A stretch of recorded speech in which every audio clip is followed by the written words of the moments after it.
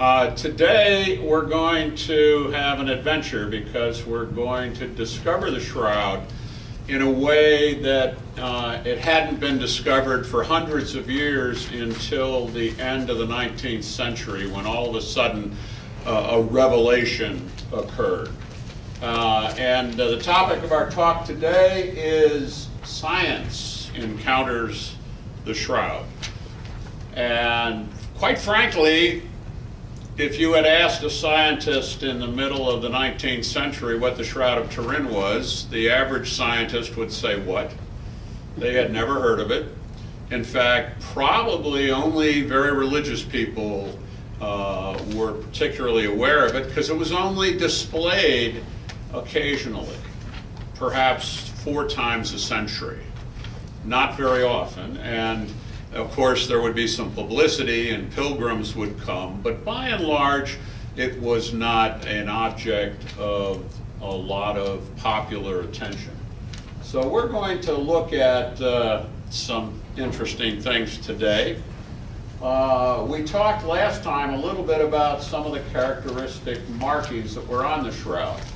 You find on the shroud the image of a crucified man, quite a mysterious image actually, and a huge number of bloodstains that correspond, interestingly enough, to the account, the passion accounts in the Gospels about Jesus Christ, Jesus of Nazareth. There's a flow of blood coming from the wrists. There is a large wound on the right chest. It looks like it's on the left when you look at the shroud, but you have to remember that the shroud is like a mirror image because it was a contact image. And when it came around, it looks like it's on the left, but it's actually the right chest of the man. A large amount of blood and serum that flowed and separated along the back. And we'll take a quick look at these just sort of by way of review of what we covered last week. And then there are small doublet blood markings along the back, the calves, the chest, all over the body, which appear to be characteristic of a vicious and extended scourging.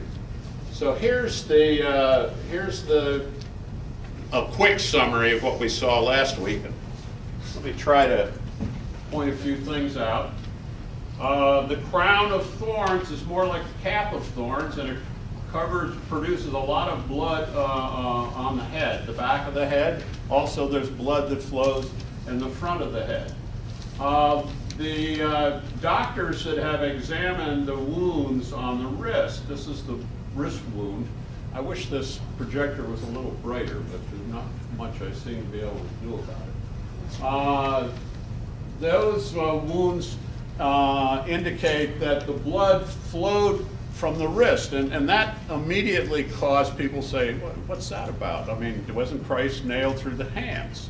And a guy named Pierre Barbet, who was a forensic medical person in France, did a study, and he concluded that it was impossible to suspend a man from nails through the hands because there's no structure, and they tear through within minutes, 10, 15 minutes, and they're torn through. So then the question became, well, where was the wound? Turns out the word for hand that's used to translate from the Greek actually isn't as specific as like the palm of our hand. It's the heart, the forepart of the arm. So it includes the hand and the wrist and a number of things. So it's just been an artist's interpretation. Artists who, by the way, never witnessed a real crucifixion. Crucifixion in art did not begin until about the 5th or 6th century, long after crucifixion had been outlawed by the Roman Empire. So the doctors who looked at this concluded, Pierre Barbet, for instance, concluded that the nail had been put through the space of destow, which is a somewhat opening between the bones in the wrist. And there's a couple of places the nail could have gone through. And they talk about that, and the doctors actually have a little controversy about just exactly where the nail might have gone. There are at least 3 locations the space of Desto, which was Pierre Barbet's favorite location, a space that a guy named Fred Zugaby, who was a forensic doctor, he thought that the nail had gone in to the base of the palm diagonally and exited through a place which would give it the structure it needed, and that the Romans would have known that. He called that space the Z space, probably because his last name was Zugaby. And then there were the other guys who, I can't remember the name right now, who thought maybe that was back a little further between where the radius and the ulna are fused. Whatever it is, it wasn't through the palm. And then we have the Roman flagrum, which consisted of several straps with small metal balls on the end, which were used to scourge people, sometimes very viciously. Some of you may have seen Mel Gibson's motion picture, The Passion of the Christ. That picture wasn't quite fair relative to the scourging. They showed Christ being scourged with what was more like a cat of nine tails, which is actually worse than the flagrum. The flagrum was intended not to inflict pain, and not so much to kill anybody, whereas the cat of nine tails, used as it was in the movie, would very likely produce death. It was extended. These wounds, these little doublet wounds, are all over the back. Finally, there's a rather large wound in the right chest. Of course, again, I said it because it's a mirror image. You see it on the left here, because this is a positive of what the shroud actually looks like physically. It's actually on the right side, however, because when you put it up against you and came in back, it would look like it's on the left side, because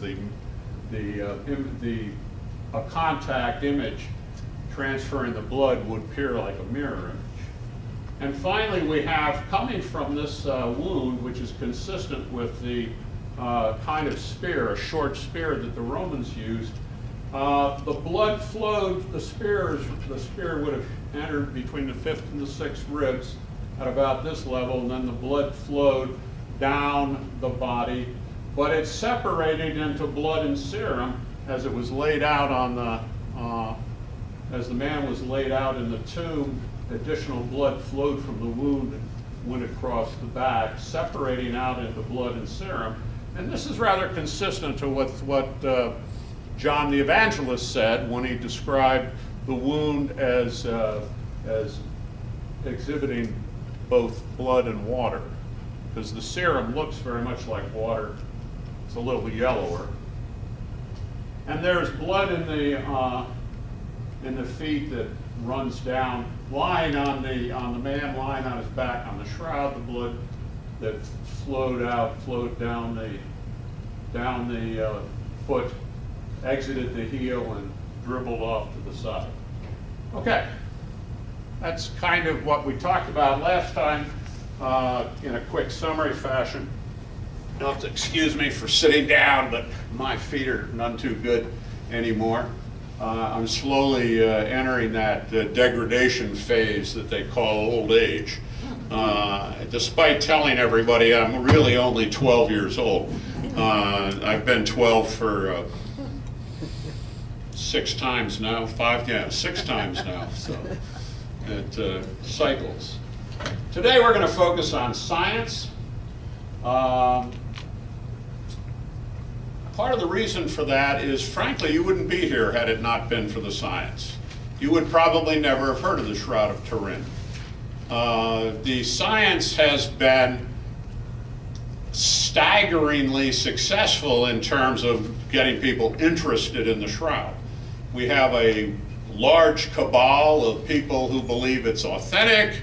Some of those are accused of being true believers, as though there's something wrong with that. Excuse me.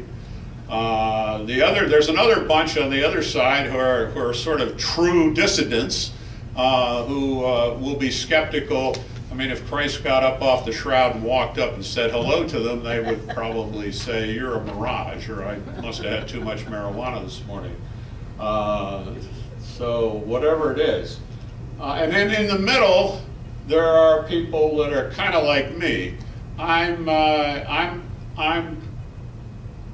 one of those people who is a scientist. My background is in science, and I'm kind of a show me kind of guy.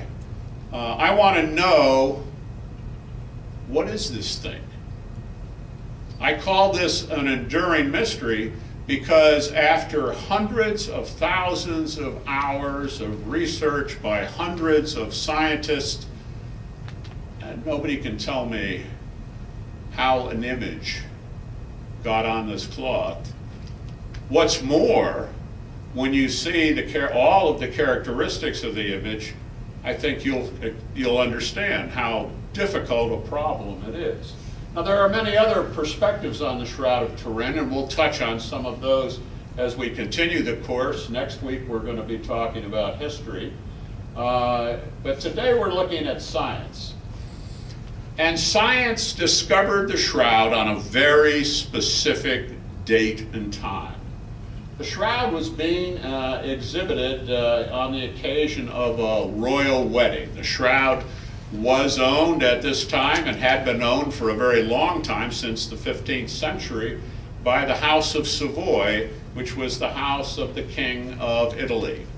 And there was in fact, the king who died in, I think, 83 or thereabouts, was in fact getting married in 1898. That can't be right. 1898 to 1989. He'd be an awful old king, wouldn't he? We'll have to check that one. But anyway, there was a royal wedding going on, and for the first time, photography was still young. For the first time, a photographer was asked to take a picture of the shroud. You have to understand a little bit how difficult that was, because remember, this is 1898. Electrical lighting isn't around much. I mean, to get electric lighting, they had arc lamps. Any of you ever seen an arc lamp? Arc lamps they put electricity on both poles of two large carbon rods, and they bring the carbon rods close together until they start arcing, and that creates light. It also creates sputtering and nasty stuff, and that's all they had to light. The shroud itself was behind glass. It was inside a cathedral. Secunda Pia was not a professional photographer. There were no such thing, basically, as professional photographers. There were only people who were very, very accomplished hobbyists, because this is the kind of camera you had. Secunda Pia's camera was like 2 feet, a 2-foot cube wooden box, and you had to make your own film. You did this by getting a glass plate, and in a dark room you would coat the plate with light-sensitive chemicals, let it dry, put it in a carrier that was completely light-tight, and then take it to your box, where you would slide the carrier into the box and then pull the carrier out, leaving the glass plate behind. You would then manually open the lens and with a watch make your exposure for 5 or 6 minutes. Because film, this wasn't film. Actually, I was reminded the other day that very shortly there will be people who don't know what film is, because nobody's camera now works with film. So, and the result is they won't know what a negative is. So I may have to change my presentation on the shroud. So this all happened on May 28, 1898. Secunda Pia, who was a lawyer in regular life, was permitted to take a picture of the shroud, and he took his plates back to his darkroom. And in the darkroom, as the plate emerged from the developer, this is what he saw. Now, nobody had envisioned anything like this. He realized, in fact, the stories goes that he almost dropped the plate. And of course, had he dropped the plate, he would have had to go back and take another picture because that would have shattered that one. Nobody had envisioned that the shroud itself behaved like a negative, so that when you took a picture and developed it, the picture was a positive. Now, it's not a perfect positive. I mean, the man in the shroud probably didn't have white or grayish hair. This was black and white film, but it's clearly a better picture than that.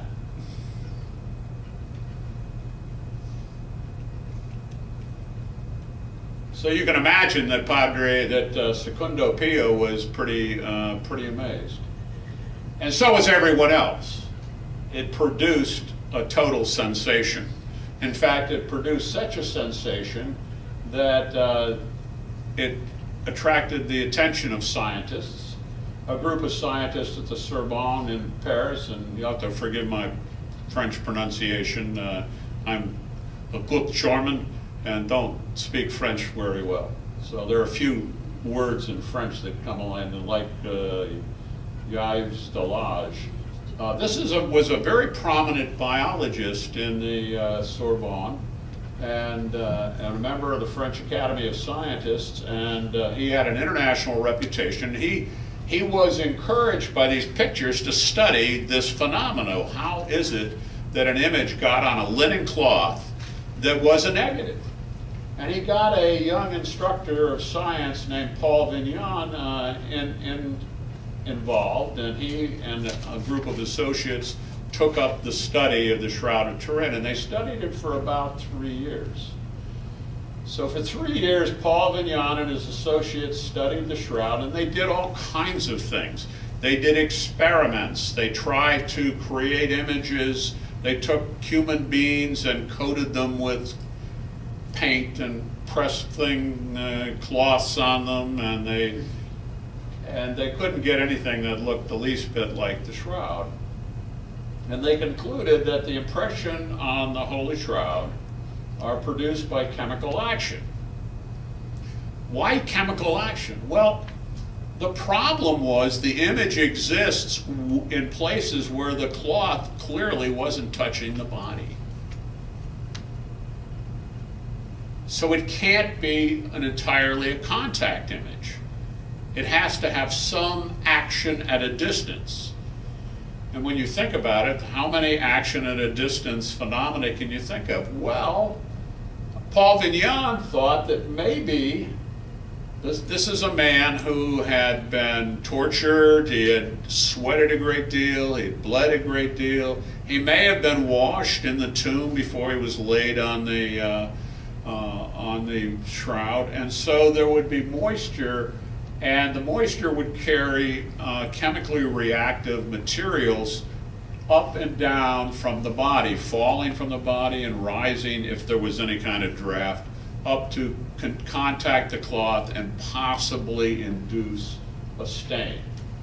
That was the only thing he could come up with. They presented their findings in 1902. Delage presented the findings to the French Academy of Sciences, and they concluded that the shroud was not a painting.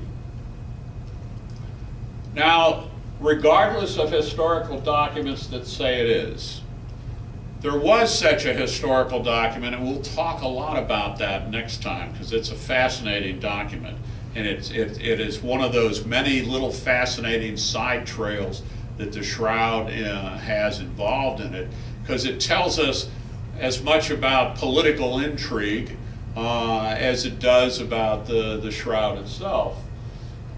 It's a negative, the reason it's not a painting is there isn't any pigment.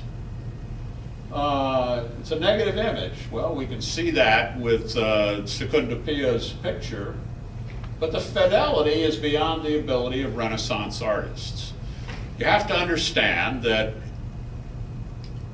art at the time that we know the shroud existed in Europe had still not developed an understanding of perspective, vanishing points, or any of the modern things that we normally associate with art. The the techniques of art simply weren't up to the level of imagery of the shroud. There's no signs of artistic preparation. That means the cloth wasn't sized. The cloth looks like untouched linen almost everywhere, except mainly in the bloodstain areas. So they concluded that the image is an imprint of a human corpse produced by the action of some natural forces they didn't really understand, but they presented a theory, and their physical theory of image formation was called the vaporograph theory. And that'll come back to bite us a little bit more a little later in the talk, because there aren't very many theories that make any sense out of the image of the shroud. So here's how the vaporograph theory works. Febrile sweat covering the unwashed body contains urea, which changes to ammonia and releases ammoniac vapor. This ammonia, which is in relatively low concentration, comes up and interacts with a mixture of spices that included aloes on the body and produce staining vapors that produce stains on the cloth. Because the vapors rise vertically in the humid air trapped between the body and the shroud, you maintain a reasonable degree of resolution, and the stain is graduated on the receptive surface this is Vignon, according to the contours of the body. Now, Vignon couldn't really do the whole experimental deal, but he took a shot at it, and I'll probably show you those the week after next. You can look them up. He wrote a book called, I think, The Shroud of Turin, a very original title, which can be found. It was published in 1902. It's a little bit out of date, but it is available on the internet, and primarily, actually, they have recently printed copies of it. You can also get original copies when the English translation, and from these bookstores that'll sell it to you for a penny and $4 shipping, because there appears not to be much demand for the first book. The second book I can't seem to get. I've been trying to get his second book, which was printed around 1938, and I saw one, and it was $130 they wanted for it. And I gulped and said, well, I don't think so. I don't want it that much. I mean, it is out of date after all. Then I told my wife, and she said, well, you should have bought it. She's always helpful that way. So I went back and I looked, and it had already been sold. So it was the only one out there. So if anybody sees that one, I'm now permitted to spend $130 on it if it shows up again.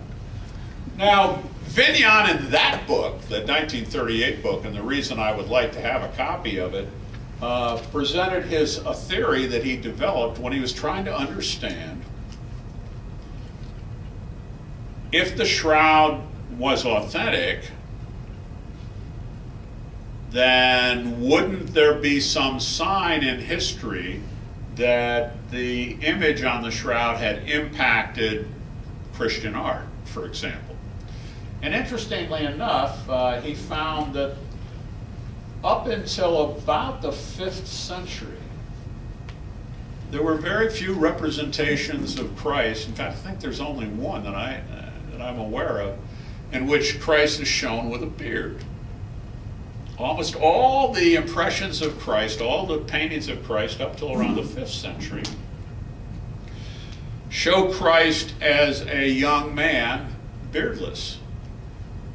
There's pictures of Christ as the Good Shepherd, a young beardless boy almost modeled on David, who was a shepherd after all, with a shepherd around his neck. And then all of a sudden, these kind of pictures started showing up. This is an early one. These are called the Pancreator pictures.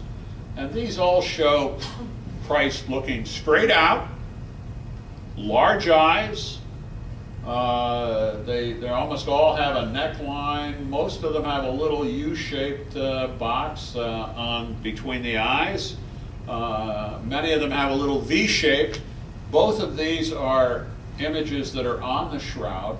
And in all, Vignon collected 15 indicators, which he called markings, the Vignon markings, which he considered indicators that this art had influenced the shroud. Now you can obviously argue back the other way and say, well, maybe somebody faking the shroud looked at the art and collected a bunch of marks and put them on the shroud. I mean, that's the trouble with those kind of arguments. It's kind of like, does CO2 increase warming, or does warming increase CO2?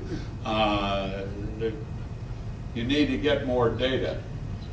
But these are 15 different characteristic markings which Vignon felt rather compellingly demonstrated that the shroud had an influence on art. We have to ask the question, well, why the 5th century? Why that particular time frame? And we'll look at that next week. Now, in the meantime,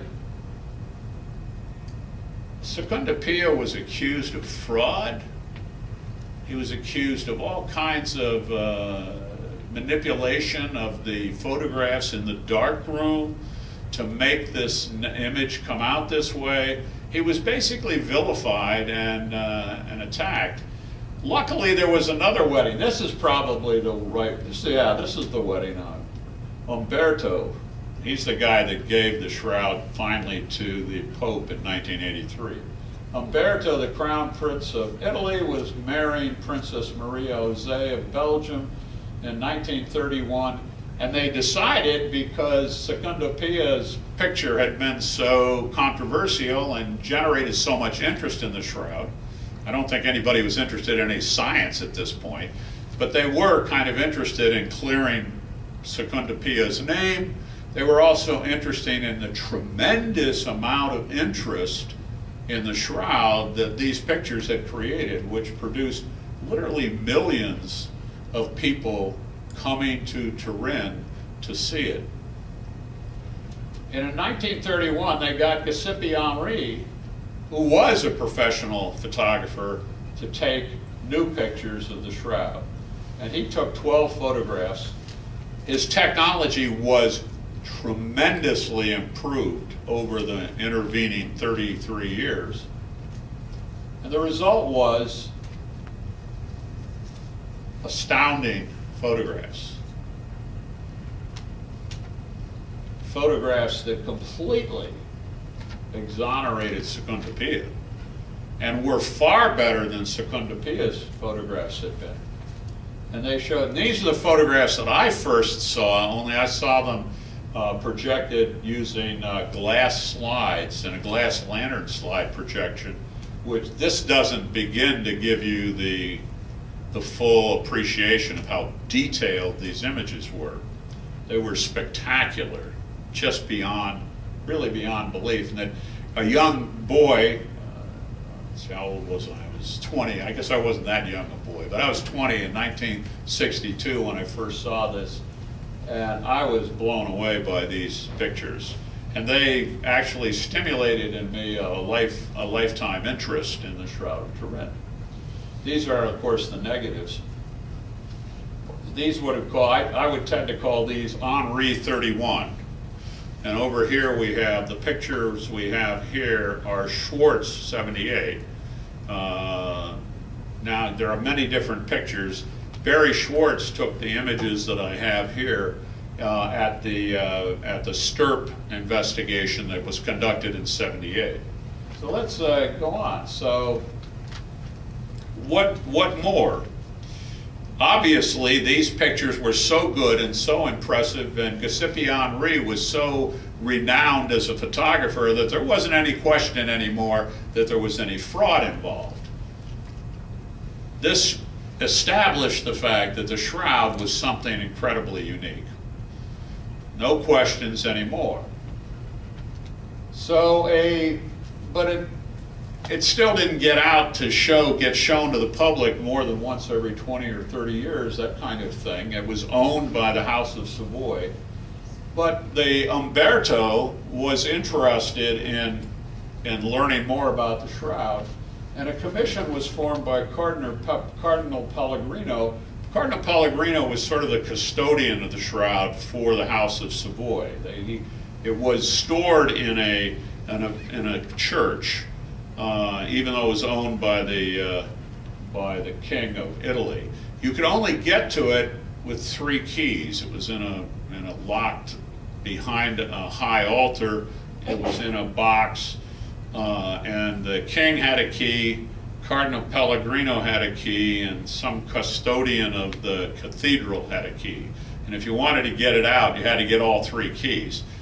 You can imagine, last time I think we mentioned the fire of 1532, and these keys things can be a real problem if something starts to happen like a fire, because you got to get all these guys together or you have to break into it. And that actually happened again in the 1990s when an arsonist tried to destroy the shroud by burning the cathedral. And some firemen, courageous Turinese firemen, took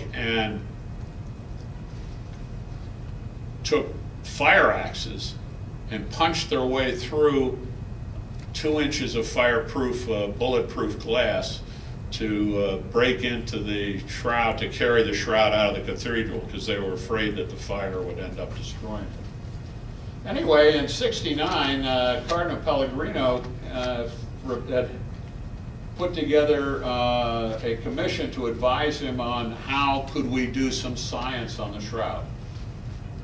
Nothing happens fast with the Shroud of Turin. Nothing. I mean, I think it's because everybody seems to think that, well, we can wait. What's 25 years, 100 years, 200 years, and we'll see this come back. One of the things people wanted to do for a long time was carbon date, but the amount of material you needed to do carbon dating, which is a destructive test, in this time frame was big pieces of cloth. And we'll touch on that in a little bit later. So there were 4 years of diplomatic activity, and finally in January '73 there was approval to conduct some scientific studies on the shroud. Now these were very limited studies, but here's one of the studies was conducted on November 23rd, 1973. I should say more a data collection, where Dr. Max Frey, who was a Swiss criminologist, and Max Frey's claim to fame is that he developed the sticky tape technique for crime scene collection of things like dusts and pollens and microscopic evidence at a crime scene. And he applied this technology to the shroud, taking adhesive tape from an ordinary roll of adhesive tape, pressing it against various locations on the shroud, and then putting the tape against a glass slide to preserve it and keep it from being further manipulated. And he then subsequently discovered in the dusts of these that he collected on these tapes pollens that were specific to a wide variety of plants. And the thing that was interesting is that a number of these plants were unique to Palestine. Now understand, he did this in Turin.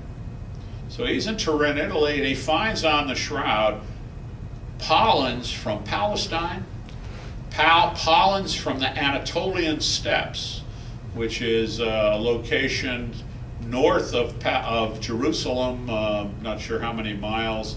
It's northeast of Antioch, and it's in modern day terms, it's Urfa in Turkey, in southern Turkey. He found pollens that were unique to that location. He also found a very few pollens that were unique to Constantinople. And then there were a few pollens that were European. In all, he collected something like 94 pollen, and he wasn't successful in classifying them all, because it's a very difficult thing to classify pollens, and some people are still arguing whether Frey got all the pollen classification correct. But interestingly enough, what he did get suggested that the shroud had been in Jerusalem. It had been in the Anatolian steppe area of Turkey. It had been in Constantinople, which is today is Istanbul. And of course they knew it had been in Europe. So when did this happen? Come next week and we'll talk about that. Meanwhile, so here's the pollen stuff. Here we go. Jerusalem, Edessa, here's Antioch, and here's Constantinople over here. So pollen's from here, here, and here. And this picture is of Max Fry using his tape in 1978, because he had another opportunity to do this when the scientists came in 1978. 3/4 of the species he found on the shroud grow in Palestine, and 13 of the species were characteristic of the area. 20 of the species were abundant in the Anatolian steppe, and 4 around Constantinople, which is kind of what. And I got this particular material from Emanuela Marinelli, who is an Italian shroud researcher, and she wrote a summary of Max Fry's work. Max Fry passed on before he finished publishing all his information. His data is now held by an American shroud group, and there are people that are continuing to study his samples. So we may hear more.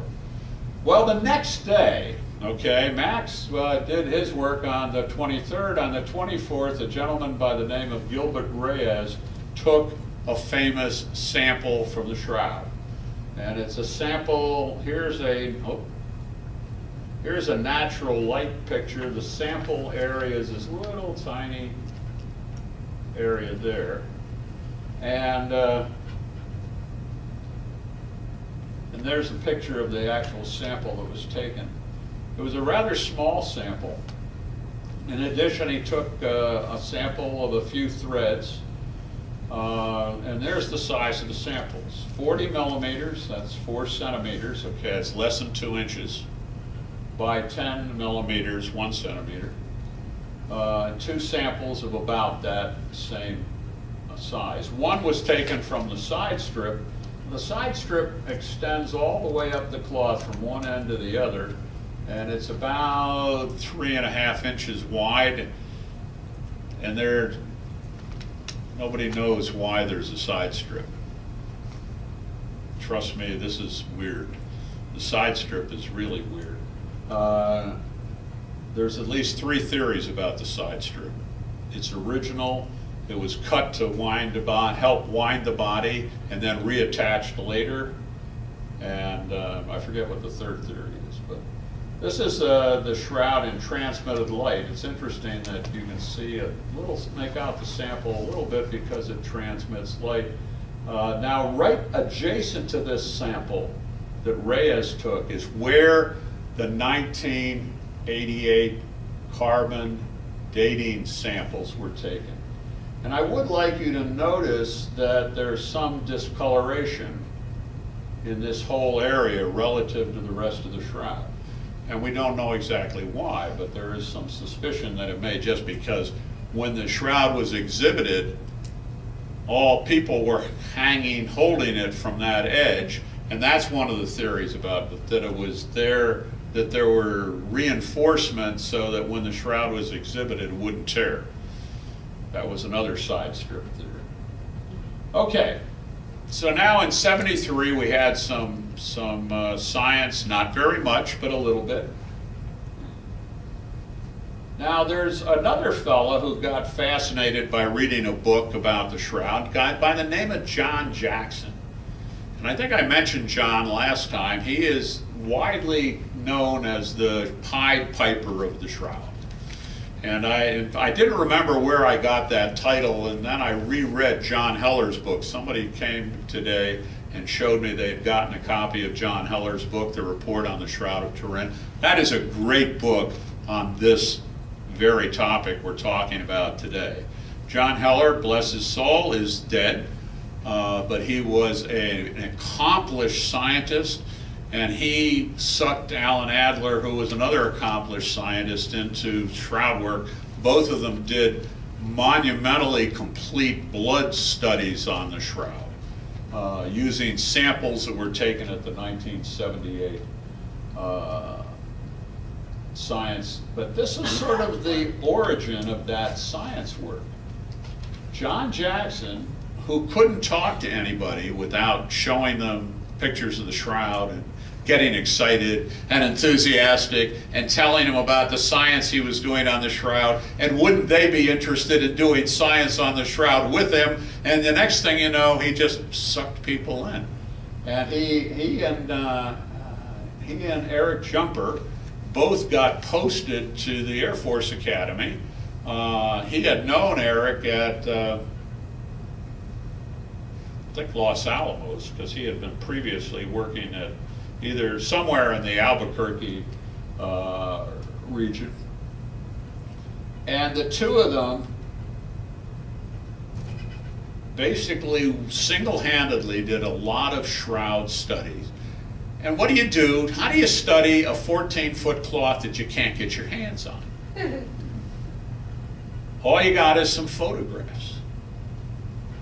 Well, one of the things you can do is make one, and that's what they did. They got 14 feet of cloth, and they projected the pictures on the cloth, and they duplicate the stains on the cloth, and then they started looking for Air Force cadets who were the right size, who were willing to volunteer to lie on the cloth and let the cloth be wrapped around them to see whether that would produce something interesting. And what it did is produced what Jumper says is there was really only one way to correctly wrap the body in the cloth and make everything work, which was an experimental confirmation that whatever the shroud was, it was entirely consistent with having once wrapped a body, because the topography was correct. And we'll see some examples, some other examples of that. But Jumper said there's only one way to correctly wrap the body. So you had to get somebody that was the right size, wrap them up, and away you go. Now, they did some other things, and one of the things that they did that was very interesting is they discovered that the shroud's information was three-dimensional. Now, I forgot that I had to be able to mouse this thing. So I'm going to go over here and mouse my display. And this is an image from the VP8 image analyzer. Whoops, that didn't work. How am I going to do that? Let's see.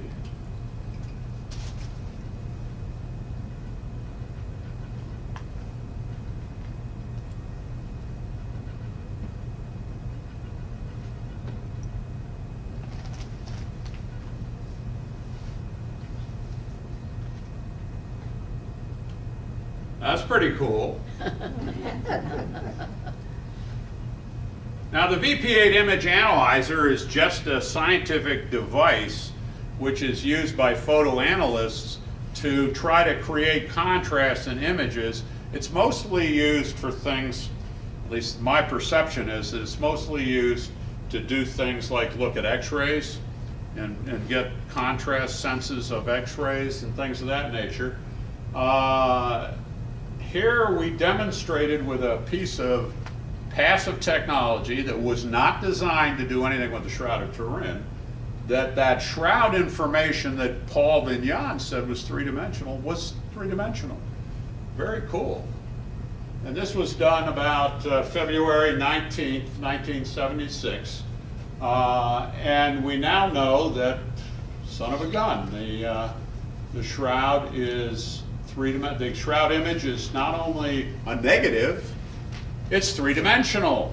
It encodes cloth to body distance. So here's a couple other VP8 pictures I thought you might find interesting. So now that I've more or less figured out how to make it go, there's the whole body image.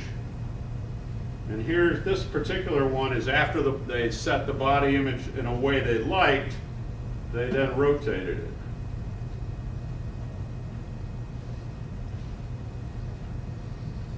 So it's pretty good three-dimensional information. There's a lot of noise in it because of the burns and because of other artifacts. In fact, one of the more interesting things is that later on, in fact, I've got an image I'll show you later on where people have tried to clean up the artifacts and show you what the three-dimensional image looks like when it's cleaned up.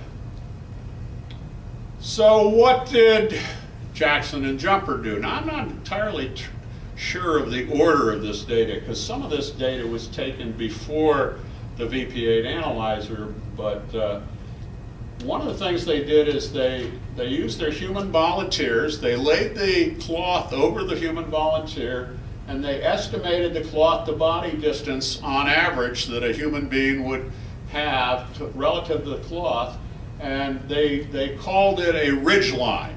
They took data along a ridge line, and they, using a microdensitometer, they measured the intensity of the image, and they showed that the image did in fact track a reasonable looking curve that showed that when the cloth was near the body, the image was darker. When it was further away from the body, the image was lighter, and the image stopped changing. The extension point was at about 4 centimeters. So 4 centimeters is about 1.5 inches, something a little more. So about that much distance is encoded. Now what they got, I don't know how they talked the cadets into doing this. I mean, there must be some kind of pixie dust or something, or, you know, but they got hundreds of Air Force cadets to voluntarily take microdensitometer readings. They took thousands and thousands of microdensitometer readings, and they took pieces of corrugated cardboard, and they cut out a graph in lines, hundreds, thousands presumably of lines. Here's the face. This is just the face. Here's an image of the whole body of the man. So they actually manually converted densitometer readings into the three-dimensional information. So you can actually, if you go to the Air Force Academy today and go to the chapel, they have this this statue that was built by Jackson, Jumper, and the students. It's a very fascinating thing. Now, there's the VP8 image. One of the things the VP8 image didn't do is reproduce this curve. It just you kind of dialed in a slope, and so one of the things they wanted to do is try to see, well, what would the image look like if you could dial in the exact curve? Well, they didn't know exactly how to do that, but one of their technical people that was interested, a guy named D. German, who is a PhD in electrical engineering, created a diode function generator which mapped this curve, and they they scanned the Shroud image, and this image is this curve mapped into the three-dimensional. I think this image is a little bit more realistic looking. It's not quite as flat as this one, and I think that's because they got the whole curve. Very fascinating though, and this created an internet, a truly furor. It was in all the magazines, and that's when I said, I saw this, some of my friends who knew I was a Shroud nut, I got friends bringing me copies of magazines saying, did you see this, Ray? Did you see this, Ray? This is really cool. And that's when I realized that, son of a gun, you could do science on the Shroud of Turin. I'd never thought about it that way. I'd seen the glass slides. I knew you could take photographs. I knew it was three-dimensional. That's really cool. But science? Let me show you. This image here is a little movie that I took at the 2008 Columbus Shroud Conference when Petrus Soons, by the way, this is Petrus Soons, and this guy is Pete Schumacher. Schumacher is one of the guys involved in the VPA. So these two guys are really into three-dimensional shroud images. Let me show you my movie. Now you might hear some noise too, because I never did figure out how to turn that off. But because this is a video I took at the conference. It's a very short video.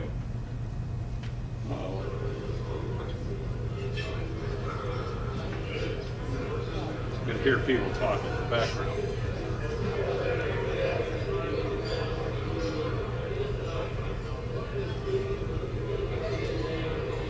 Now there's some missing image. There's places where the image isn't present.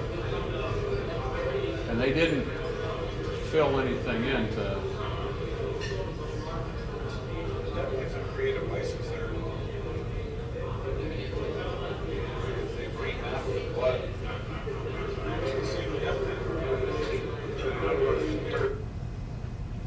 Okay, it wasn't a very long movie, but you got to admit the 3D was pretty cool. Now, unfortunately, I didn't have my camera readily available when I later discovered that Petter Soons had 3D rotating things of the front, the whole body, and the back as well. And you can find his stuff online, including animations. And just remember, just remember the name Petrus Soons. That shouldn't be too hard. And you can get a chance to see the kinds of things he's done. I hope he advances this work further. I think it's fascinating work. One of the things I'm very interested in doing is scanning the shroud image and filtering out all the things that are not image. And then with the remainder, trying to apply 3D studies. But I'm kind of lazy, and I don't know when I'll get to that. There's also appeared to be button-like things on the eyes, and that made some people speculate that perhaps there were coins on the eyes. And I'm not going to go into that a whole bunch. You can check that out on the internet. I am not a fan of speculative things. I think it's very difficult to say with any certainty that there are coins on the eyes.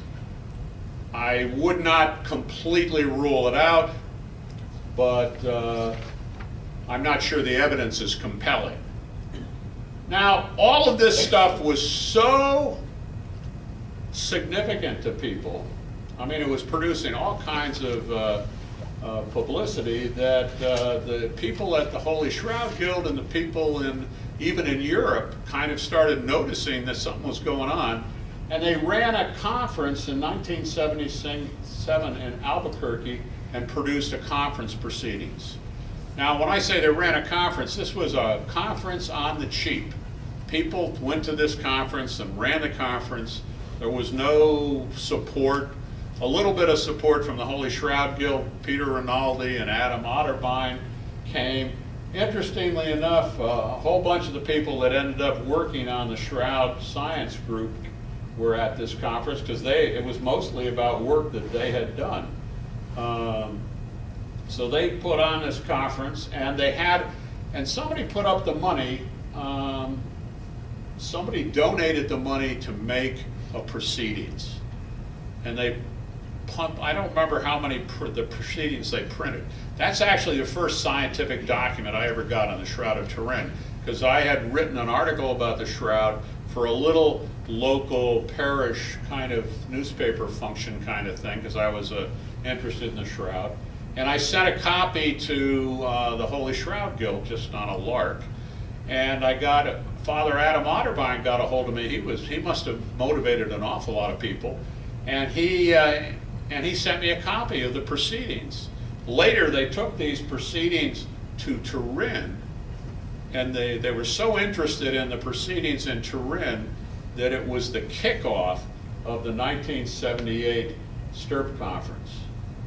Now, they got indications from Europe that it might be possible for the American scientists to get access to the Shroud. Wow. Nothing guaranteed, you understand, but maybe Well, that was enough for John Jackson and the team. They got working on it. They didn't have any money, they didn't have any organization, they didn't have a plan, and they didn't have any equipment. And they only had 5 months.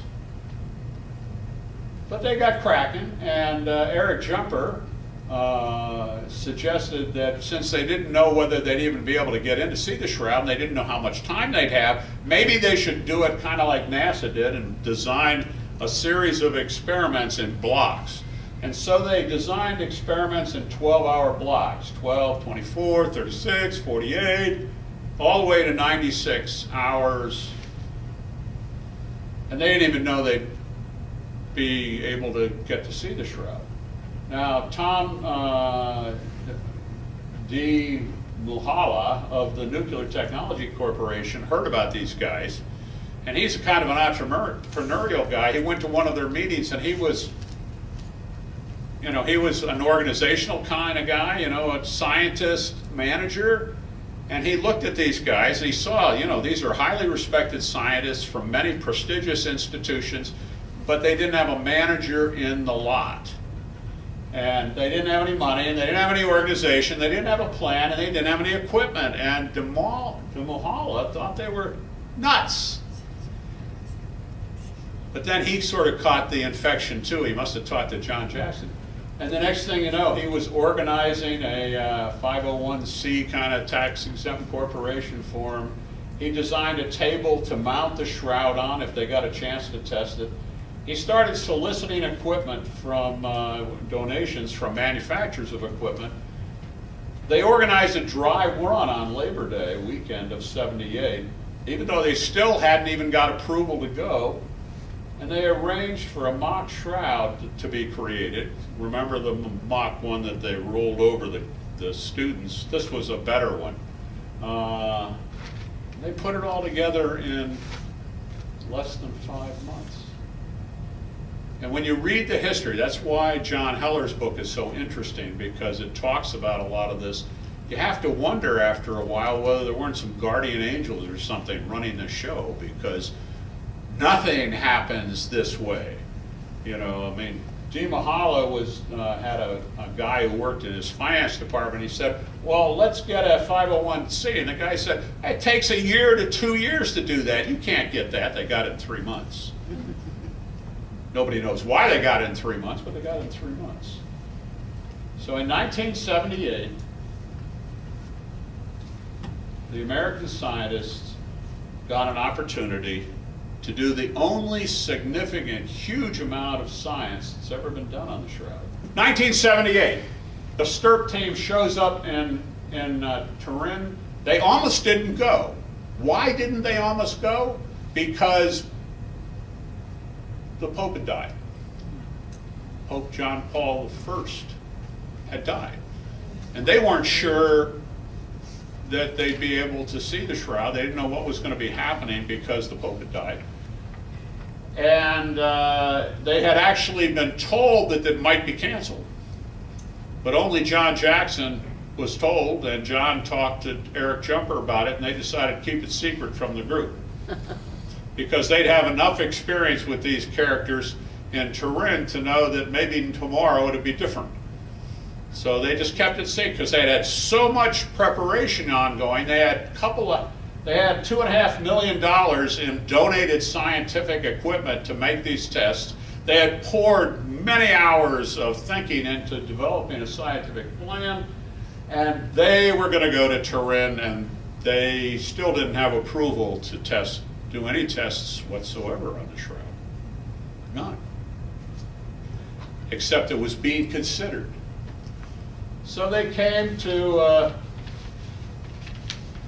Turin. Two things happened that were really interesting. One of them was all of their equipment was seized by the Italian customs. And because one of the devices had a radioactive material in it, not very much radioactive material, it was some kind of a sensor that required a radioactive material to do some initial ionization. I don't want to get into the kind of technical stuff involved, but it wasn't significant. But because of that, it had a radiological symbol stamped on the case. And the Turinese customs people saw that and said, "Ah, radioactivity!" And they impounded everything. And they wanted a lot of money to get it out of impounding. They wanted to prove, and they said they wouldn't be able to release it for maybe a month. One of the devices was a sensor that, in order to remain active and not destroy itself, had to be maintained at liquid nitrogen temperatures. And it was sitting in a dewar.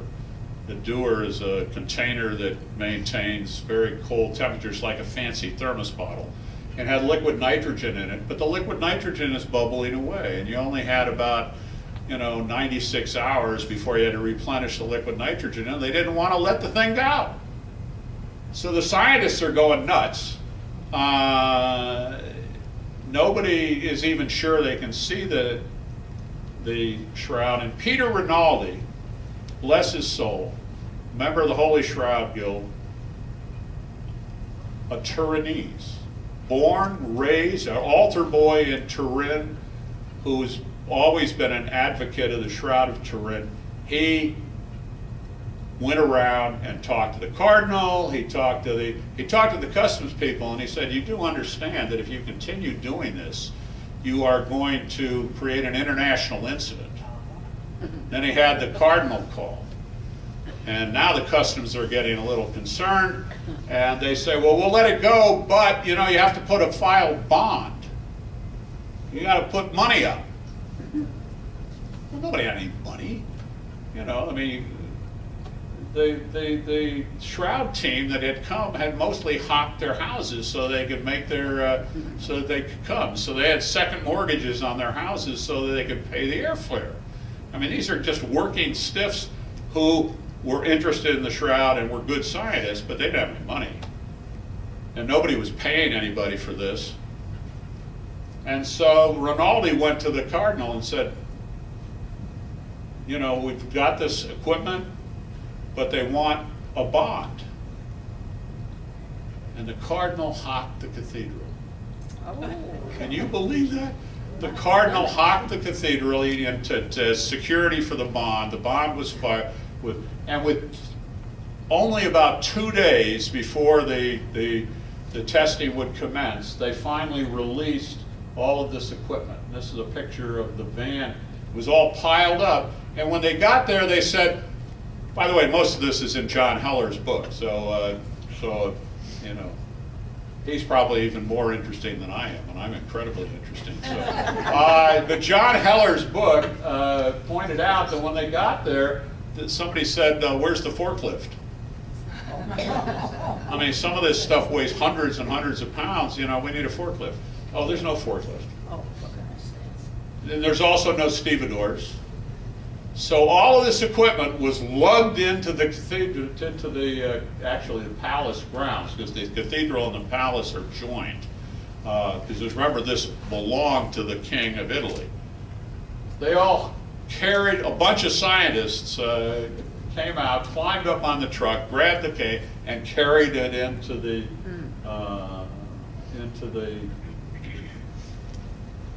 palace. And some people say they'd never seen some of these guys work so hard in their whole life, carrying all this equipment. But what did they do? Well, they had put together the most immense battery of tests, primarily focused on the idea that the Shroud was some kind of an exotic painting, and they were going to expose it as a fraud. It was a reasonable supposition on their part. So they came with high-resolution visible light photography, photomicroscopy, X-ray radiography, infrared reflectance spectroscopy, ultraviolet reflect, a lot of this kind of thing. Visible narrowband and wideband photography with filters where you take multiple exposures through narrow filters in order to get spectroscopic images. Adhesive tape sampling modeled on what Max Fry had done in 1973. And optical transmission photography, which, by the way, this was not on the original plan. This actually was an idea that popped up during the testing, so we'll see this. They had carefully blocked out the tests that would be performed in hourly increments, starting at 12 hours and moving up in blocks. And again, they did not know how much time they were going to get. They had been told they would get 12 hours. So the first increment was like 12 hours. And then there was a group called the Centro that was actually trying all the time to keep the American scientists from getting a chance to work on the shroud. That appears to be what their agenda was. They were exposed and complained about to Cardinal Palestrino not by the Americans, because that might not have worked, but by, in fact, some of the people that were pro the scientists. And the next thing you know, the Cardinal said, how much time do they need? And he gave them 120 hours, 5 days. And these guys studied the shroud for 5 days, catching 2-hour cat naps the whole time, Charlie. And it was an amazing, amazing thing. They did photomicroscopy. This is Mark Evans. I have 32 of his, we'll see a few of his, he took, this is a shot at 6.3 magnification. This is a shot at, I think, 54. And this is a high resolution shot of an image fiber that was taken from an adhesive tape sample of an image fiber. And you'll notice how the image is, the fiber itself is pristine. It's just slightly golden.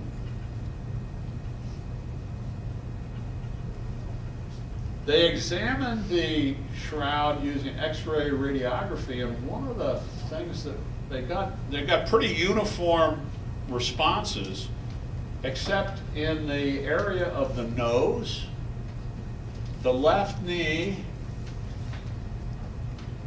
and the foot, especially the heel. And they didn't know what that was. And so somebody said the strongest response was from the heel, so they got out the microscope and they ran it over to where the heel was, and they looked at the microscope with a dissecting needle looking into and the guy that was looking at it says, it's dirt. There's dirt in between the threads that, in the weave in the region of the heel. Duh. This is a guy who walked barefoot carrying a cross. Would he have dirt on his feet? Yeah, probably. Now, interestingly enough, later on, they did spectroscopy on the dirt, specifically the dirt found on the heel, and they matched it to a rare form of travertine aragonite, which is a form of calcium carbonate, which is found in Jerusalem, near the Damascus Gate. And Dr. Riccardo Levi-Setti of the University of Chicago performed spectrums on the dirt that was found on the shroud itself from taped samples, and samples that were sent to him from Jerusalem. And they matched. So it appears, this form is apparently quite rare. I'm not an expert on this, so I'm taking their word for it, but it's apparently a rare form. It is found in Jerusalem. It probably is found in some other areas of the world, but not, it's well known in Jerusalem, and it matched. So we've got dirt on the heel of the man of the shroud that can't be seen except under a microscope, or at least some very close inspection in between the threads, that comes from Jerusalem.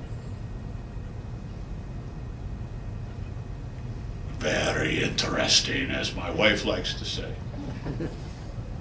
All right, Max Fry is back. He got invited to participate and take samples. This is Ray Rogers, who is a Los Alamos chemist. And Ray was not particularly happy with Max Fry's technique.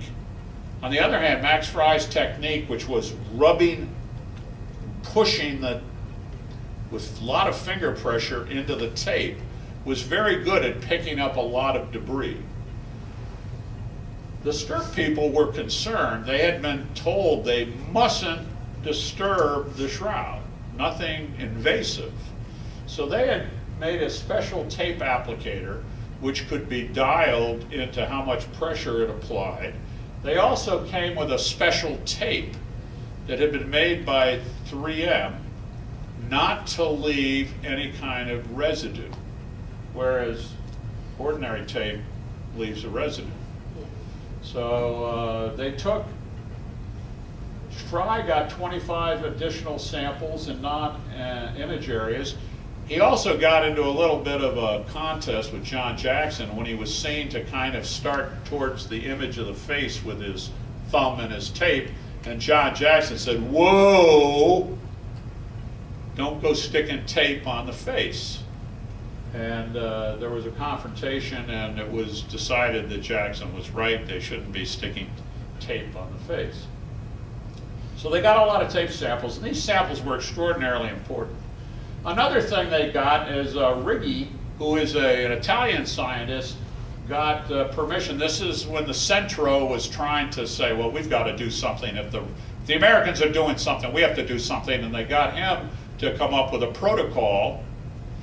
And he came up with a really nice protocol in very little time, in which he made a special vacuum cleaner. They separated the backing cloth, and he actually took vacuum samples of dust from behind the shroud, in between the shroud and the backing cloth that had been on the shroud for hundreds of years. And he collected the dust that was back there. And they also had one of these fiber optic kind of scopes that could go in and take pictures. And this is the first picture from outside of this is the blood stain on the forehead of the man of the shroud, illuminated from behind. And the Americans saw that and they said, yes, we have got to take a picture of transmitted light through the Shroud of Turin. They hadn't thought about that, but that would tell you a lot about the density of the image, so they did. This was a pickup test that hadn't been planned, but they did this rather comprehensively. I've got a bunch of images of this. A couple of things I want to point out to you. The first one is you can't see the image anymore. Okay, yeah, there's some blood. The blood stands out. There's blood here, by the way. You can still see the water stains. There's a water stain up in the chest region somewhere. Another thing that's really interesting that you can see are these discolorations that are horizontal, that are sort of irregularly spaced along the shroud. What is that about? Now, this is an example of one of the thing I call banding. There are a number of banding phenomena associated with the shroud. This particular banding, and it's up here again, you can see there, this particular banding led John Jackson, in conjunction with some historical information, to build a very interesting device, which we'll just call the Constantinople device. And we'll talk about that. I don't think I have a slide about that. Now here's another slide about banding. It's one of the things that's interesting is that the image shows sort of a blank. The image goes bing, bing, bing, bing, bong. The image sort of stops imaging. What's that about? Now a lot of people would say, well, there was a chest, a face cloth that was bound around the jaw, and that's why there's no image alongside the face. And a lot of people wrote about that, and it's not true. Why do I know it's not true? Well, I went up to a meeting in Esophagus, and at Esophagus they had Vern Miller, who was the chief scientific photographer at the 1978 image. He had taken these very, very large negative images of the shroud. He made a transparency, and they had a full-size transparency. And I went up to that transparency and I looked, and this line here follows a single thread. There is no way that a face band is going to produce a sudden termination of the imaging mechanism along a single thread. And that's another piece of the banding information. Now, the interesting thing about this banding phenomena is that there's image information in there. It's just attenuated. It's weaker. And when Petrus Soons made his three-dimensional one of the things he did is he adjusted the sensitivity, and he brought out some of the image data that's actually in there. And this suggests a couple of things. One of the things it suggests is whatever the image phenomena is, it's yarn lot dependent. Because these are warp threads and weft threads. The image is largely along the warp threads, and all of a sudden it disappears. Now what happened is, here's the adjusted image where they've changed the sensitivity, and it broadens the face and makes it look a little bit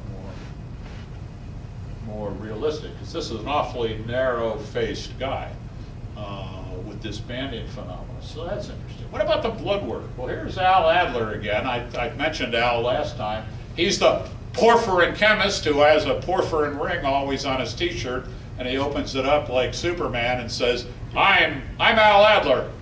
I'm a porphyrin chemist. I love that, you know, and he always did that kind of stuff, you know. He was a great guy. Here's a porphyrin ring. And that's part of the structure of blood. The interesting thing about a porphyrin ring is you can do spectroscopic data on it, and it actually is part of the reason that blood is red, because this creates a sensitivity to red light. It causes it to reflect red light. So he's an expert in porphyrins, and he was sucked into this shroud stuff by John Heller, who is the author of the book, The Report on the Shroud of Turin. And one of the things he brought to the table was the demonstration that if it's blood, it should fluoresce at the frequency of the porphyrin ring, and indeed it did. He confirmed the presence of whole blood with these 12 tests, and there's more data out there. There was high iron in blood areas. And this was demonstrated by X-ray fluorescence. It has blood as indicative of the reflection spectra, photometric transmission spectra identified it as blood, chemical generation of characteristic porphyrin fluorescence, the porphyrin ring, it's blood, positive hemochromogen tests. I'm a physicist, I'm sorry. I don't know what that is, but hemo has something to do with blood, right, you know? Positive cyanmethaglobin tests. All of this is talked about, to some degree at least, in Heller's book. There's also some papers that Al Adler wrote that are very informative. All of these things indicate that it's blood. Many of them demonstrate not only is it blood, but it's at least primate blood. And then some data that was taken by European scientists, they ran a whole spectrum, they got more blood. These tests were all done on microscopic samples captured by the adhesive tape technique. So these are done on micro samples, tiny samples. And it was the guys in Italy had discovered the blood was AB, typed AB. They don't know whether it's positive or negative, it's typed AB. Here's some examples of microevidence micrographs. Mark Evans, here's the small. Now one of the things that's interesting is the image, let's see, here's a rather high, 64 times magnification of an image fiber. Notice that the fiber, the image color is very slightly yellowish, and here's clear cloth. So this is image, this is clear cloth. Not a lot of difference. Certainly no evidence of anything laid on top, nothing cementing fibers together. But blood, on the other hand, is quite different. It varies a lot in intensity. If you look at it closely, you see that it sticks the fibers together. There's all kinds of things on the shroud, even a little bit of wax. So how did wax get on the shroud? I'm a big proponent of the idea that the shroud has been used in the past in some kind of liturgical ceremonies, and that therefore there were probably candles on top of the shroud, lighting the shroud, and occasionally somebody's moving the candle, a drop of wax fell on the shroud. And I mentioned last time the burn holes that I personally think probably came from burning incense that accidentally got dumped on the shroud. But I can't prove that. Yes? Ray, I wasn't here last week, so I'm not sure if you covered this, but is it believed that the shroud was brought to Europe, brought to Italy by Crusaders? Well, it was brought to France France? by Crusaders. That's next week. Oh, okay. You're trying to steal my thunder. Yes, Geoffrey de Charny, who was the first European to own the shroud, and our knowledge of the shroud goes back to Geoffrey de Charny, roughly somewhere between 1343 and 1355, probably. Geoffrey de Charny died at the Battle of Poitiers, saving the life of the King of France. He was an honorable knight. He interposed himself between the king and a person who was trying to stab the king with a spear. He died as a result in 56, 1356. So is that the first time there's documentation of this cloth? The what? Is that the first time that there's documentation of this cloth, of the shroud? You're talking to see what documentation? Well, you mentioned Geoffrey de Charny. The C-14 test, you mean, or? No. The medieval. Well, there's not really very much documentation. All the documentation is sort of hearsay here and that. There's a lot of documentation about who owned the shroud and who moved it from place to place. And that's mostly occasions, events, times when the shroud was exhibited. It was in the ownership of Geoffrey de Charny. We're going to talk about all this next week in a lot of detail, but it was in the ownership of Geoffrey de Charny in Europe until basically his granddaughter, Margaret, was childless. And the family wanted to preserve the shroud, and they gave it. I don't know if they gave it, but I think she got a castle or two out of the deal. But it was transitioned to the Duke of Savoy at the time, who subsequently, the Savoy line became the kings of Italy. So that's the timeline all the way to the current time. In 1983, Umberto, who was the guy whose wedding was celebrated by the 1931 pictures, Umberto ceded it to the Catholic Church in 1983.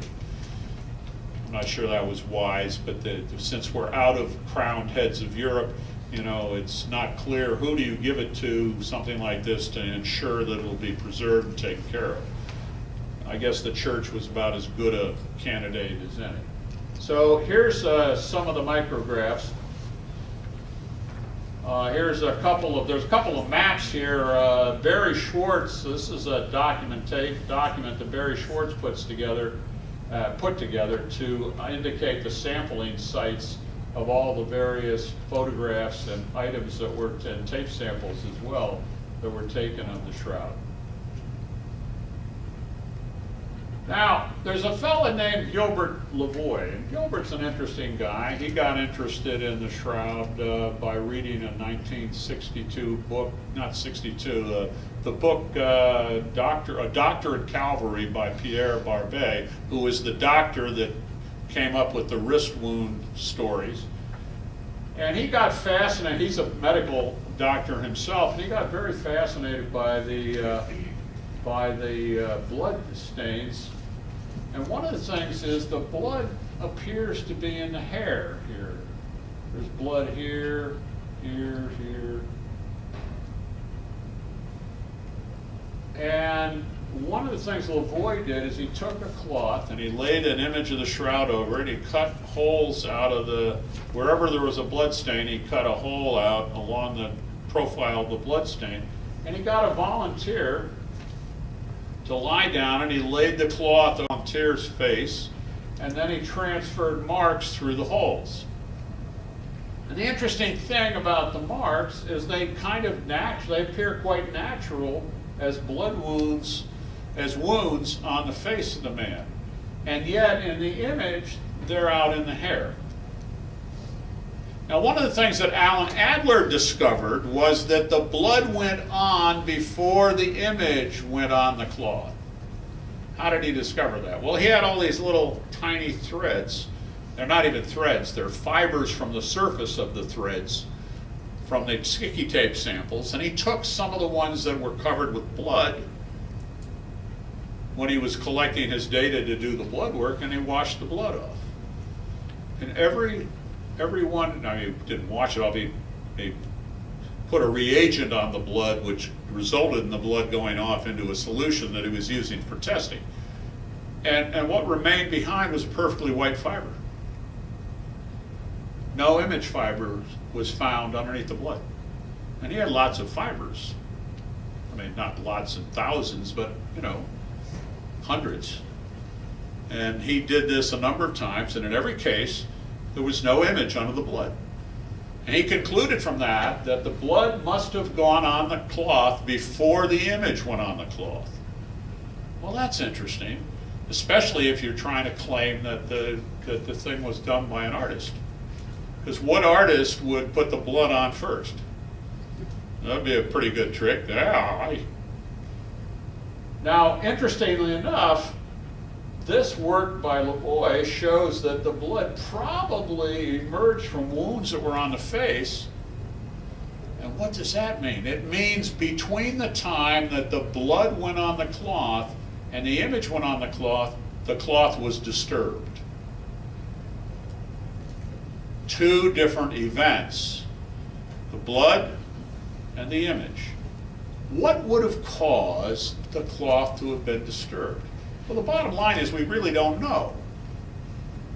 There's this picture that some artist sometime has of two angels holding the shroud above the body of Christ. So, it was an angel photograph maybe, but I think that's probably a little speculative. Yes, ma'am? Doesn't the Bible have the women coming and putting spices on the body? Would they have? Well, but they came, they didn't find the body, remember? There was no body when they showed up. Initially. See? So, well, at first. Well, what we know, they were coming Sunday morning to anoint the body. And they found an empty tomb instead. No, but I'm saying when they put him initially in the tomb, would they have put... When the what? When they first put him in the tomb, would they have put spices on the body then? Well, they might have at a time. You got to remember, Christ died about 3 in the afternoon. Sunset was about 6.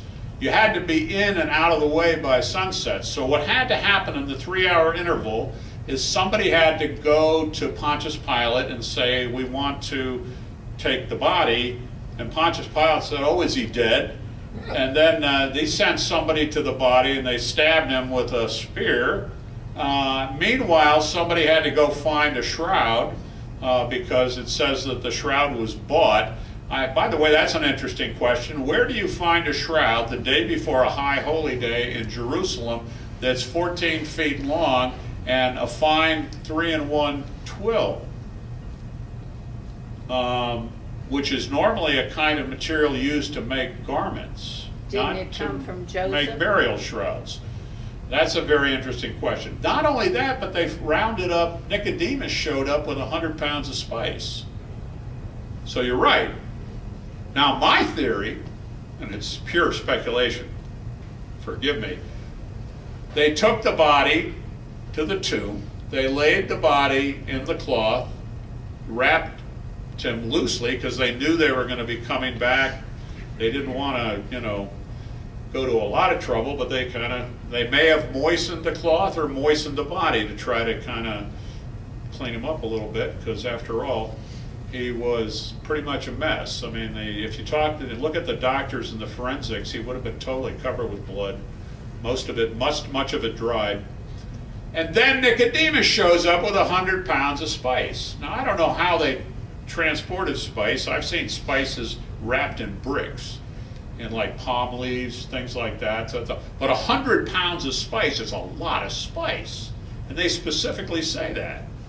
Now, it wasn't 100 pounds. I wonder what the original Greek is. I don't know, because I don't think they use pounds. But what would you do with the spice? Would you lay it at the bottom of the body? Why did they bring spice? They brought the spice because they wanted to deter the bodily decomposition, so that when the women came to the tomb after the Sabbath, they would not find a body that was in really advanced stages of putrefaction or something of that nature. So what would they do with the spice? They would pack it next to the body. How do you pack it next to the body when the body's covered with a cloth? Well, you lift up the side of the cloth and you shove the spice in. What would that do? That would tend to flatten the cloth. And then, like if they put spices in next to the head, next to the body, what would it do? It would tend to flatten the cloth. That's just a speculative theory, but it fits sort of the data that we have. We know they brought 100 pounds of spice. And it was a different event, because I think Nicodemus showed up with the spice at a different time than Joseph of Arimathea showed up with the cloth. So there is a story you could put around this that would make it somewhat plausible that there would be an occasion for disturbing the cloth. Okay. What about this interesting feature? That was a feature that fascinated Lavoie until he realized that what it indicated was that blood had flowed down, pooled on the elbow, and dropped onto the cloth after it pooled enough on the elbow, which actually demonstrates a cloth-wrapped body. Remember, we saw Eric Jumper saying that only one way to wrap the body. So that's a very interesting blood stain. The blood flowed down, pooled behind the elbow, and then dropped off onto the cloth. That's a three-dimensional event. That's a three-dimensional piece of data. Interesting. So what did Stirp conclude? Actually, their conclusions are not hugely different from Vignon's. It's not a painting. There's no pigment, no directionality. They did that with Don Lin, who worked for the Jet Propulsion Laboratory, used the advanced image processing technology they had there and analyzed the photographs that were taken of the shroud, looking for evidence of directionality, and found none. There was no directionality in the image. The image encodes cloth to body distance. We've seen that. The image is ephemeral. What do I mean by ephemeral? The image is on the order of 15 to 30 microns, no thicker. Now, that's not even fair, because the image is ephemeral, macroephemeral and microephemeral. It's macroephemeral in the sense that the image is restricted to individual fibers that make up the threads. The fibers are about half the diameter of a human hair. And when you move a fiber that has image on it aside with a micro manipulator, like, you've got it under a microscope and you move it aside, there's no image under it. So the image is one fiber thick. Nobody knows how you can make an image one fiber thick, but another interesting thing is image fibers that were taken off with the adhesive tape, when inspected, two phenomena were observed. One, that the tape sometimes stripped the image off the fiber. So you got what they called ghost images. These ghost images were about 200 nanometers thick. They appeared to be either the primary cell wall of the flax or a very thin impurity layer on the surface of the linen fiber. And interestingly enough, when you looked at the hollow, it was not colored. That suggests that not only is it ephemeral on the level of the thread, individual threads, but the ephemerality of the thread was only on the surface of the thread, about 200 nanometers. Now, I used to work with people that made thin films in laboratories, and we made thin films that were like 200 nanometers. We're talking about really, really thin stuff. So that's amazing. The chromophore, that is the color, is straw yellow, and it has the same color as oxidized linen, and that's the position that was discovered by Adler and John Heller. In their experiments, they were actually able to bleach. They were actually able to bleach image fibers, but they could only do it with incredibly powerful reducing agents. Most chemical bleaches wouldn't come close to touching the color of the shroud. They had to use something called diamide. And if you look diamide up, the first thing you'll notice is they warn you not to mess with it, because it is a very, very powerful reducing agent. And that was the only reducing agent that John Heller and Alan Adler were able to find that could bleach the image fibers. There are fluorescent halos around the blood because serum exuded from a blood clot is fluorescent. And Vern Miller took imagers in fluorescent light and was able to show that many of the bloods, and the ones on the wrist, for example, some of the ones on certainly the bigger blood clots, all showed fluorescent halos from serum exuded from the blood. I mentioned the blood went on before the image. The blood's human blood. There's been some attempt to DNA test, but human blood does not have DNA, so I'm skeptical myself about any of the DNA testing, simply because the shroud's been exposed to so many different people over the years that even if you had DNA, you wouldn't know whether it was from the man of the shroud. There's also calcium, strontium, and iron almost uniformly present in the shroud. And that points to a process of manufacture called retting. Retting is done when you take the flax and you put it in like a stream, and you let the outer husks of the flax rot off, and then you get the fibers that are then spun into thread. The image is medically accurate. Both venous and arterial blood flows are accurate, and that's a little surprising if it was a fake. Because even the discovery of the operation of the heart had not taken place in this time frame. The distortions that are present are consistent with a cloth-wrapped body. We have the drop of blood, for example. Forensic medical examiners have no trouble interpreting the image as a real person. The wounds are consistent with Roman instruments and finally, there are, and I am a skeptic about some of these faint images, but the flower images, there's a lot of testimony that claims there are flower images.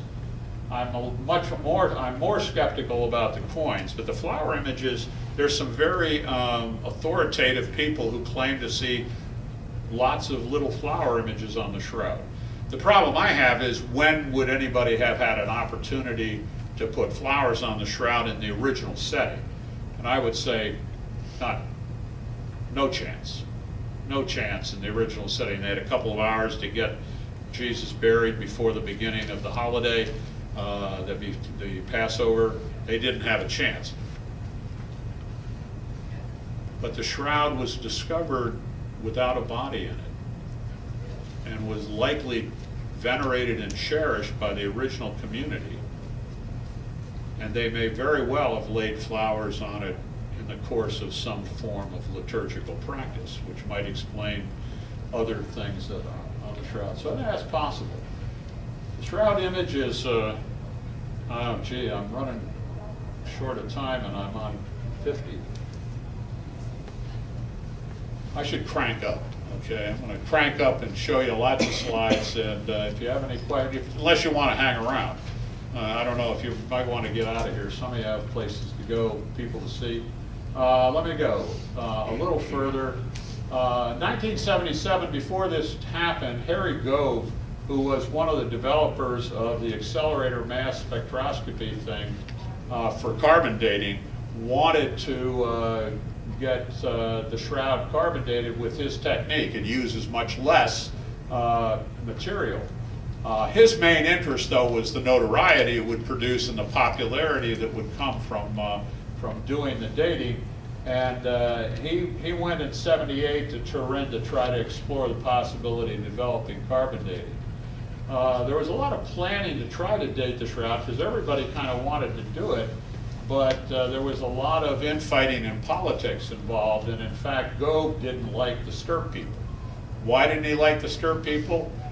He wrote a book. If you want to know, read this book, and you will discover that Harry Gove is one of the most arrogant people on the face of the planet, except he's dead now, and one ought not to speak ill of the dead. Harry thought that John Jackson wearing a wooden cross during the shroud testing indicated that John must be a religious fanatic. I think we're all in trouble if we ever rate you. You're obviously a religious fanatic, man. So that's if Harry Gove saw you, you know. And so Gove didn't like that, you know. And meanwhile, in '82, Alan Adler and John Heller had a thread that they got from the Reyes sample, and they had it informally tested. And this should have been a red flag. One end of it tested to 200 AD, the other end it tested to somewhere around 1,000 and 1,200 AD. That's pretty funny for one thread. Something's weird. All kinds of politics evolved trying to get the shroud dated. Byzantine complications. William Meacham wrote a book called The Rape of the Shroud. And it's all about the carbon-14 dating. It's an adventure, rollicksome adventure on how not to do science. And but they finally got a chance to do shroud dating, and 3 laboratories got tests. Here's the Reyes sample we saw earlier. Here's the sample that was taken. This part was trimmed off because it was too near some material that clearly was not from the shroud. They cut this into 3 samples originally, Arizona, Zurich, and Oxford, but then they noticed that the Arizona sample was a little too small, so they cut a little bit off the reserve sample to give to Arizona, and then they tested it, and this is what, I love this exclamation point, and one of, the arrogance of the carbon-14 scientists was a little bit beyond belief. You know, they got a bad date for the shroud, if it's authentic, of 1260 to 1390. Well, most people don't understand how carbon dating works, but the exclamation point is not justified. It is an indication of scientific arrogance. I used to have a little click thing, and then when I clicked this, the gal that played the devil in Mel Gibson's movie would come down from up and look at the exclamation point, but I took that out.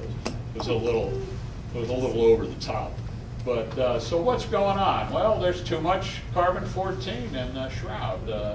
On the other hand, this is how much there should have been if it was 2,000 roughly years old, and here's how much there was. So there was too much carbon-14. Now the only question is, why is there too much carbon-14? Well, it almost didn't matter because all hell broke loose. I mean, you know, we've proved the shroud is a fake. One test, I mean, John Jackson went ballistic over this. I mean, he said, look, we've got thousands of tests we've done on the shroud. Everything we've ever done on the shroud suggests it's authentic, and these guys waltz in and take their carbon sample and get one test and claim that they've proved the shroud's a fake. You know, it's a bad data point, certainly, for authenticity. But the first question should be, why? I don't know. And by the way, it had the shroud, they had 3 control samples, linen from 3 other of different ages. And the shroud dated about the same as the cope of St. Louis d'Anjou. But the shroud data was much less consistent between the labs and had a chi-squared statistic of 6.45. That should have been a red flag. And it is a red flag to statisticians, but nobody, these guys were looking for popularity. For publicity, it wouldn't have helped if you said, well, we got an inconsistent result. So there's all kinds of bad things. And everybody's been trying to figure out why the shroud didn't date accurately if it was authentic. And what are some of the problems with the shroud sample site? Well, the first problem with the shroud sample site is it's clearly anomalous. It's anomalous on, here's UV fluorescence, and the site is darker. Here's where the sample was taken. Here's a blue mosaic test, which is spectral data with false color, showing that the whole region is anomalous. Here's the sample site. There's all kinds of people coming up with different ideas about why it could be messed up. But the first thing that I saw that was kind of fascinating is Brian Walsh discovered that the dating was systematically wrong, in the sense that the dates from the labs showed a gradient from the edge of the shroud. Now that's strange. That shouldn't be. Later on, a guy named John Morgan took the fluorescent, the UV fluorescent image, and he discovered that the dating, that in the fluorescent intensity, it was much worse than this that just showed an R squared of 0.49, which is about a 70% correlation. This showed an R squared of 0.9986. Now that's statistical for deterministic. You could predict the darkness of the cloth by how far it was in, and that mapped exactly to the dating they got. There's something seriously wrong with the shroud sample that was taken. Now why? Well, nobody knows. But 2 young folks, fairly young, Sue Benford and Joe Marino, they came up with a theory that's kind of interesting called French invisible reweaving. They believed that in that region, a sample had been taken as a relic to be sent to some nunnery. At least that's one of the theories about why a sample was taken. And that the area was rewoven by French weavers using contemporary 16th century materials. And so when they took the sample was made up of a combination of real shroud and invisibly rewoven shroud, which taken in combination produced the erroneous date. Is this the real answer? Nobody knows. Some people say it's plausible, some people say it's not. Here's Ray Rogers, and I think we're kind of running out of data time because we're already 8 minutes over the end time, so maybe we'll touch on some of this stuff next week.